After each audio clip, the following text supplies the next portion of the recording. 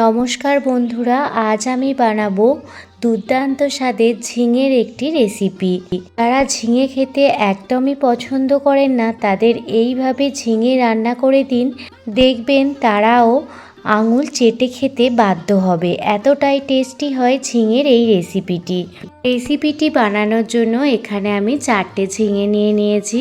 প্রথমে ঝিঙেগুলো ভালোভাবে খোসা ছাড়িয়ে নেব। রান্নাটি খুবই সহজ এবং সাধারণ। ঘরোয়া কিছু মশলা দিয়েই আজকের এই রেসিপিটি তৈরি হয়ে যায়, কিন্তু খেতে হয় অসাধারণ। দেখুন, এখানে আমি ঝিঙেগুলো এই রকম একটু বড় বড় টুকরো করে কেটে নিয়েছি। সাথে 3টে মিডিয়াম সাইজের আলু এই রকম ছোট ছোট টুকরো করে কেটে নিয়েছি।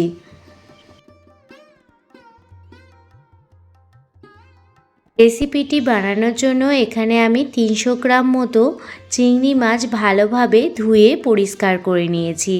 এবার চিংড়ি মাছের মধ্যে পরিমাণ মতো হলুদ গুঁড়ো, স্বাদ মতো লবণ আর একদম অল্প পরিমাণ লেবুর রস দিয়ে ভালোভাবে চিংড়ি মাছটা মাখিয়ে নেব, যাতে চিংড়ি মাছের মধ্যে লবণ হলুদটা ভালোভাবে ঢুকে যায়। দেখুন, প্রথমে লবণ হলুদ চিংড়ি মাছে মাখিয়ে নিচ্ছি, আর একদম শেষে একদম আধখানা লেবুর রস চিংড়ি মাছের মধ্যে দিয়ে দিলাম। ভালোভাবে চিংড়ি মাছে মাখিয়ে নিচ্ছি। চিংড়ি মাছে লবণ হলুদ মাখিয়ে কিছুক্ষণ রেখে দেব। অন্যদিকে রান্নাটি করার জন্য গ্যাসের ওভেন জ্বালিয়ে কড়াই বসিয়ে দিয়েছি।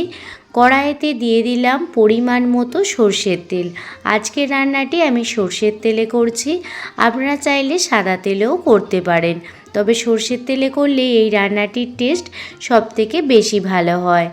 তেল হালকা গরম হয়ে গেলে প্রথমে চিংড়ি মাছগুলো ভেজে নেব। চিংড়ি মাছ বেশি ভাজবো না, কারণ চিংড়ি মাছ বেশি ভাজলে শক্ত হয়ে যাবে। তাই এপিট ওপিট করে কিছুক্ষণ নাড়াচাড়া করে নেওয়ার পরই চিংড়ি মাছগুলো একটি প্লেটে উঠিয়ে নিচ্ছি। আপনারা তো ঝিঙের অনেক রকম রেসিপি খেয়েছেন, একবার হলেও এইভাবে ঝিঙে রান্না করে দেখুন, খেতে ভীষণই ভালো লাগে। সমস্ত চিংড়ি মাছ এক এক করে তেল থেকে উঠিয়ে নিচ্ছি।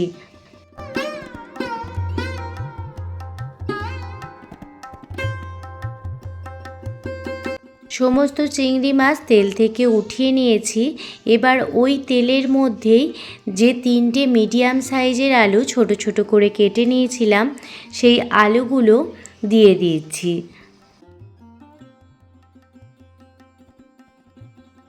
আলু দিয়ে দেওয়ার পর আলুর মধ্যে স্বাদ মতো লবণ দিয়ে দিচ্ছি, আর পরিমাণ মতো হলুদ গুঁড়ো দিয়ে দিচ্ছি। লবণ হলুদ দিয়ে আলুগুলো প্রথমে ভালোভাবে ভেজে নেব। গ্যাসের ফ্লেম মিডিয়ামে রেখে আলুগুলো ভালোভাবে ভেজে নেব।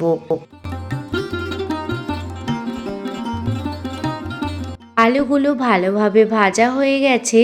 এবার আলুগুলো একটি পাত্রে উঠিয়ে নিচ্ছি। ঝিঙে খাওয়া আমাদের শরীরের জন্য ভীষণই উপকারী। ঝিঙে হজম ক্ষমতা বৃদ্ধি করতে সাহায্য করে।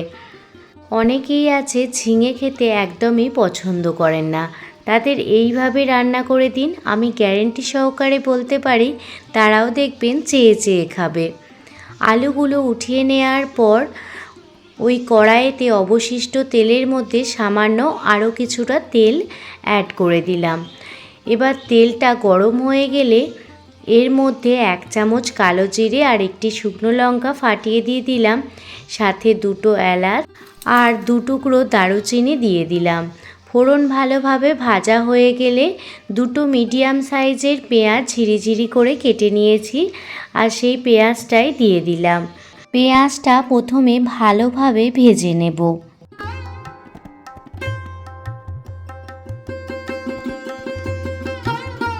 পেঁয়াজ ভালোভাবে ভাজা হয়ে গেলে এর মধ্যে 2টো মিডিয়াম সাইজের টমেটো দিয়ে দিলাম, সাথে দিয়ে দেব 1 চামচ পরিমাণ আদা লঙ্কা বাটা। এখানে আদা আর কাঁচা লঙ্কার পেস্ট 1 চামচ পরিমাণ দিয়ে দিলাম। এবার এর মধ্যে কিছু ড্রাই মশলা দিয়ে দিলাম 1 চামচ পরিমাণ হলুদ গুঁড়ো, 1 চামচ পরিমাণ কাশ্মীরি লাল লঙ্কার গুঁড়ো, দিয়ে দিলাম স্বাদ মতো লবণ। এখানে আমি কোনো চিনির ব্যবহার করিনি, যেহেতু ঝিঙে সামান্য মিষ্টি মিষ্টি হয় খেতে। তো আপনারা চাইলে সামান্য পরিমাণ স্বাদের ব্যালেন্সের জন্য চিনিও অ্যাড করতে পারেন।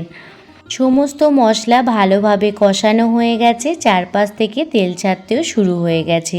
এই পর্যায়ে এইভাবে ছোট ছোট করে কেটে রাখা ঝিঙেগুলো দিয়ে দিলাম। মশলার সাথে ঝিঙেগুলো প্রথমে ভালোভাবে কষিয়ে নেব। ঝিঙেগুলো মশলার সাথে মিশিয়ে নেওয়ার পর ভেজে রাখা আলুগুলো এর মধ্যে দিয়ে দিচ্ছি। আলু আর ঝিঙে মশলার সাথে ভালোভাবে কষিয়ে নিতে হবে, যাতে আলু আর ঝিঙের মধ্যে মশলাটা খুব ভালোভাবে ঢুকে যায়।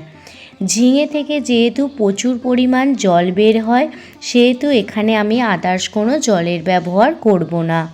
গ্যাসের ফ্লেম মিডিয়াম টু লো রেখে এই রেসিপিটি বানিয়ে নেব।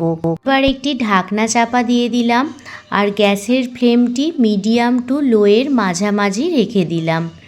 5 মিনিট পর ফিরে এসেছি আর আপনাদের দেখাচ্ছি, দেখুন ঝিঙে থেকে কতটা পরিমাণ জল বের হয়েছে। এখানে আমি কিন্তু আদার্স কোনো জলের ব্যবহার করিনি। ঝিঙে আলু আবারও ভালোভাবে খুন্তি দিয়ে নাড়াচাড়া করে নিলাম। এবার ভেজে রাখা চিংড়ি মাছগুলো দিয়ে দিচ্ছি, যাতে চিংড়ি মাছের ফ্লেভারটা খুব ভালোভাবে ঝিঙে আলুর মধ্যে ঢুকে যায়। চিংড়ি মাছগুলো দিয়ে দেওয়ার পর আবারও ঢাকনা চাপা দিয়ে দিলাম। 5 মিনিট পর ফিরে এসেছি আর আপনাদের দেখাচ্ছি, দেখুন ঝিঙে আলু থেকে কতটা পরিমাণ জল বের হয়েছে। এখানে কিন্তু আমি আদার্স কোনো জলের ব্যবহার করিনি। আর আলু আর ঝিঙে দেখতেই পাচ্ছেন খুব সুন্দরভাবে সিদ্ধ হয়ে গেছে। নামানোর আগে 1 চামচ পরিমাণ গরম মশলার গুঁড়ো আর 1 মুঠো ধনিয়া পাতা দিয়ে দিলাম। এতে এই ঝিঙে রেসিপিটি খেতে আরও বেশি টেস্টি হয়ে যাবে। তো আজকে আপনাদের কাছে এই ঝিঙের রেসিপিটি কেমন লাগলো অবশ্যই কমেন্ট করে জানাবেন। ভালো লাগলে অবশ্যই বাড়িতে ট্রাই করে দেখতে পারেন। এই একটি মাত্র পদ দিয়েই সমস্ত ভাত খাওয়া হয়ে যাবে। যারা ঝিঙে খেতে একদমই পছন্দ করেন না, তাদের অবশ্যই এই রেসিপিটা বানিয়ে দিতে পারেন, দেখবেন চেয়ে চেয়ে খাবে।